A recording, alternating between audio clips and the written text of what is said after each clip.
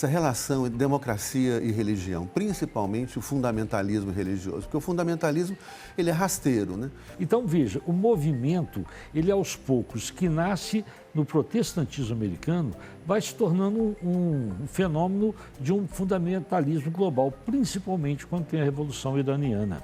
Isso é irresponsável, porque isso leva pessoas ao sofrimento, leva pessoas, inclusive, ao suicídio, ao adoecimento, né? É muito grave isso. E aí o seguinte, quando você acha que o meu grupo é o verdadeiro, o resto é inimigo, que eu tenho que eliminar, né? Ou seja, e que se eu ganho uma eleição, eu vou governar só para aquele grupo, isso não é a democracia. Olá, estamos começando mais um programa Polis e hoje um convidado muito especial, o professor Dr. Paulo Agostinho Nogueira Batista. O professor Paulo Agostinho é doutor e mestre em Ciências da Religião pela Universidade Federal Juiz de Fora, tem pós-doutorado em Demografia pelo CEDEPLAR, da UFMG, e é nosso professor da PUC Minas, pesquisador do Programa de Pós-Graduação em Ciências da Religião, líder do Grupo de Pesquisa Religião, Educação, Ecologia, Libertação e Diálogo, Redeclide. Muito bem-vindo, Paulo. Satisfação tê-lo aqui com a gente. Obrigado, Luiz. Pois é, Paulo, nós estamos querendo conversar um pouco sobre democracia e religião. Democracia, religião, fundamentalismo. Mas eu queria começar com uma pergunta, talvez, aquelas perguntas são simples, mas que são complicadas de responder. O que é religião?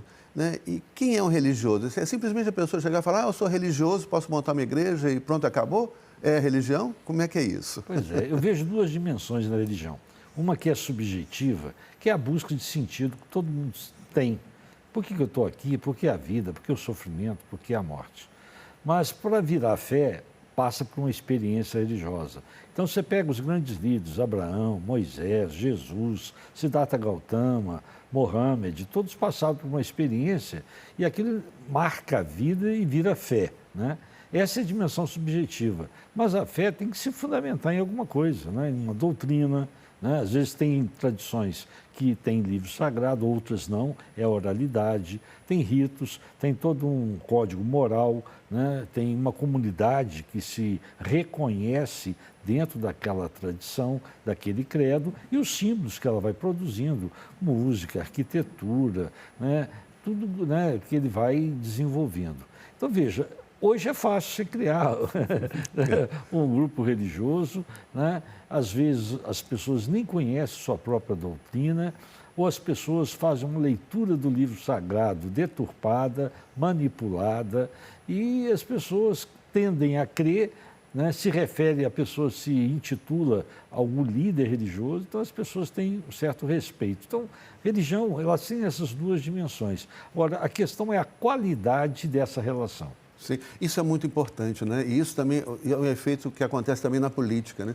As pessoas fazem, agora a liberdade de expressão é falar qualquer coisa, né? Sem responsabilidade, né? E religião tem que estudar muito, né? Assim, para a doutrina, entender os textos sagrados, isso requer muito estudo, né? Teologia requer muito estudo, muito conhecimento, né? A gente tem que estudar, ainda mais quando você tem um livro, né? Você pega o Alcorão, né? Você pega, por exemplo, a Bíblia, né? Isso exige que você conheça, que aprofunde, porque pensar um ou outro texto fora de contexto, você manipula, né? Por exemplo, o pessoal tem uma leitura muito rigorosa e às vezes preconceituosa com o Alcorão, mas você pega, por exemplo, a Sura, ou a Surata 5, verso 28, diz, se levantares a mão para matar-me, não levantarei a minha para matar-te, pois eu temo a Alá, o Senhor dos mundos. Olha o pacifismo nessa frase, bonito demais, né? É radical. E as pessoas vão selecionando. Pois Mas, é. Paulo, eu queria trabalhar essa relação entre democracia e religião, principalmente o fundamentalismo religioso, porque o fundamentalismo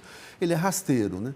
E o fundamentalismo religioso e outros fundamentalismos também têm comprometido muito seriamente a democracia, né? Não é de hoje que há uma relação entre religião e Estado, religião e democracia, mas hoje com essa expansão do fundamentalismo, com essa lógica assim, qualquer um pode ser, né, religioso, posso falar qualquer coisa sem estudar. Como é que você vê essa relação, esse comprometimento da democracia pelo fundamentalismo religioso e por outros fundamentalismos, se é que a gente pode falar em outros fundamentalismos também? Veja, o fundamentalismo histórico ele surge na metade do século XIX, né? Quando David Strauss lançou um livro sobre a vida de Jesus, a reação foi muito forte, principalmente, né, em Princeton, dos presbiterianos, batistas, porque ele começou a questionar a perspectiva da autenticidade, a veracidade de algumas afirmações da Bíblia. Então a reação foi violenta. Então o pessoal disse, não, temos que afirmar, né, que a Bíblia não tem erro, a inerrância, né, a Bíblia não tem erro. E aí esse processo foi levando aos poucos a caminhar numa perspectiva de um verdadeiro movimento, porque aí você foi associando isso com patriotismo, veja, né, que você vai ter lá, né, o Destino Manifesto, essa missão que às vezes os americanos, né, se julgam, né, diante povo do escolhido, mundo, né? povo escolhido, que aí você recupera a ideia também judaica, que ele é o povo especial e que a tradição não lê dessa maneira. Ele é especial para mostrar pedagogicamente aos outros a importância, porque a tradição judaica começa, né, fortemente com a perspectiva do êxodo, ou seja, Deus não quer a escravidão, Deus quer a liberdade, a libertação das pessoas. Então veja, começa ali em 1900, né, entre 1910 e 1915, surgem 12 volumes, né, os Fundamentos, né, é uma obra, em 1920, 1923, aí começa toda uma cruzada, né, de associar não só essa questão contra o modernismo teológico, por quê? Começa a surgir uma leitura crítica, histórico-crítica da Bíblia.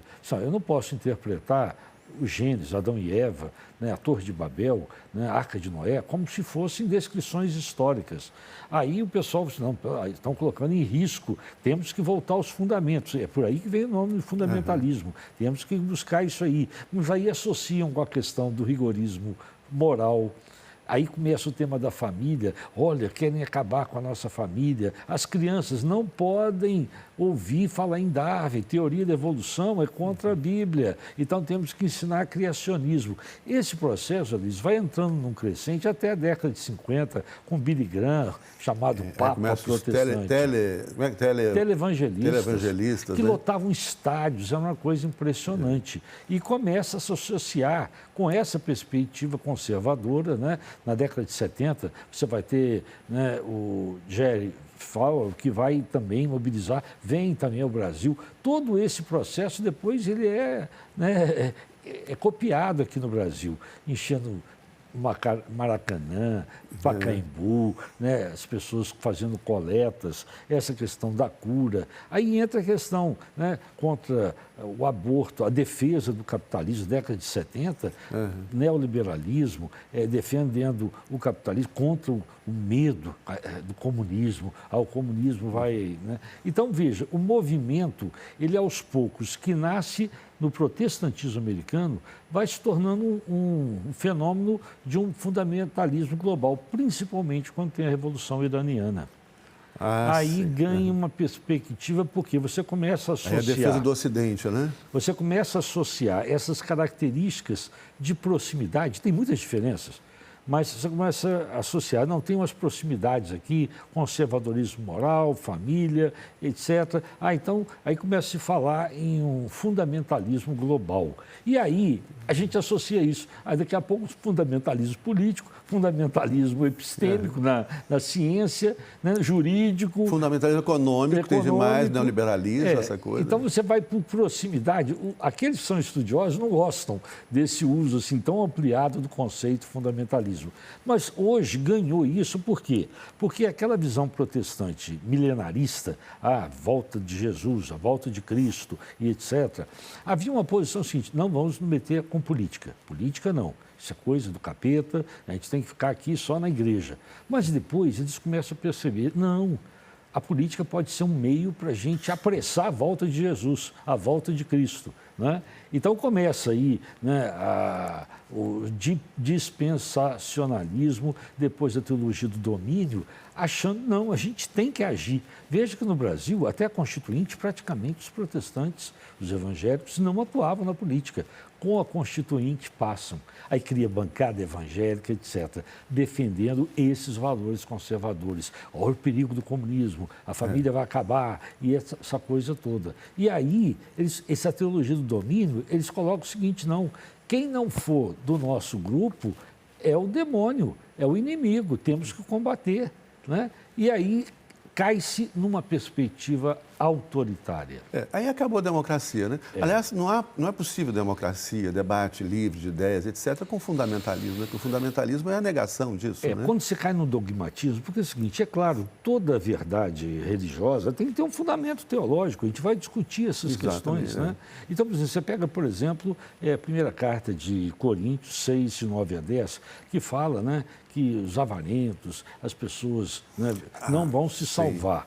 E aí, Zé Luiz, é uma coisa impressionante, cara.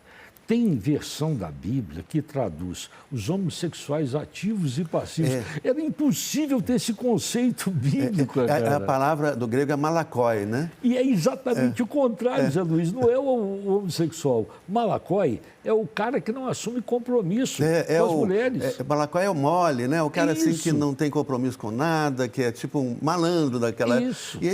E isso é muito irresponsável, né, Paulo? Porque eu vi uma Bíblia que usa essa expressão. Tem. No lugar do malakoi, né, que é uma expressão que tem que ser entendida no momento que ela foi escrita lá, né, no Novo Testamento, lá atrás, eles colocam no lugar homossexual ativo e passivo. Isso é irresponsável, porque isso leva pessoas ao sofrimento, leva pessoas, inclusive, ao suicídio, ao adoecimento. Né? É muito grave isso. E aí o seguinte, quando você acha que o meu grupo é o verdadeiro, o resto é inimigo, que eu tenho que eliminar, né? Ou seja, e que se eu ganho uma eleição, eu vou governar só para aquele grupo, isso não é a democracia. A democracia, Zé Luiz, supõe que haja consciência pessoal e coletiva, organização, né, coletiva, os coletivos têm que se organizar para discutir sua representação e mobilização. Você tem que participar.